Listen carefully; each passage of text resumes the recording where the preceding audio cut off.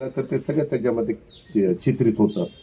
त्याच्यामध्ये एका 2 मोटरसायकलवरून 4 मुलं आली आणि त्यांनी एकाला जे बेदम मारला। तुमच्याकडे पण काही क्लिप आली असेल, पट्ट्याने काय मारतोय, म्हणजे एखाद्या कुत्र्याला मारलं तरी आपण म्हणतो अरे नको कशाला मुक्या प्राण्याला मारतो, मरोच तर मारलं त्याला लाथा काय मारत होते, फुटबॉल कसा खेळावा तसं लाथा बोक्या मारत चाललं होतं। मी पोलिसांना सांगितलं उद्या अजित पवारच्या जवळचा कार्यकर्ता हनुमंतराव कुणी असलं आणि त्याच्या मुलांनी जरी असलं केलं तर त्याचा बंदोबस्त करायचा।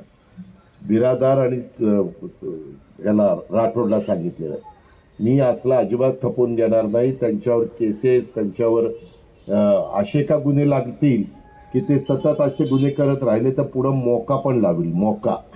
मकोका त्याला आपण मोका म्हणतो पण ते खरं मकोका आहे। तर मेहरबानी करा, कुणी कायदा हातात घेऊ नका। कुणी तुमचं काही चुकीचं केलं आमच्या पोलिसांच्याकडे येऊन तक्रार करा, त्यांनी आमचा विनयभंग केला, जे काही केलं असेल ते। पण तुम्हाला आता 14 तारखेला आमच्या घटनेचे शिल्पकार डॉक्टर बाबासाहेब आंबेडकरांची जयंती आहे। संविधानाचे 75 वर्ष पूर्ण झालेली आहे आणि तरी काही जण स्वतःच्या घरची मालमत्ता असल्यासारखं कोणाला बदलून काढतायत, ठोकून काढतायत। हे होता कामा नये। तुमची मुलं बिलं काय करतायत, मुली काय करतायत, कुठं चुका होतायत का, हे पालकांची नैतिक जबाबदारी आहे। ती पालकांनी पार पाडावी, भावंडांनी पार पाडावी, नातेवाईकांनी पार पाडावी। ह्याची नोंद कृपा करून सगळ्यांनी घ्यावी। आणि मला तिकडे फोन येतात मुंबईत, जाऊ दे दादा ते चुकलं, एकदा पोटात घ्या यार, पोट फुटायला लागलं काय, पोटात घ्या काही सांगतात।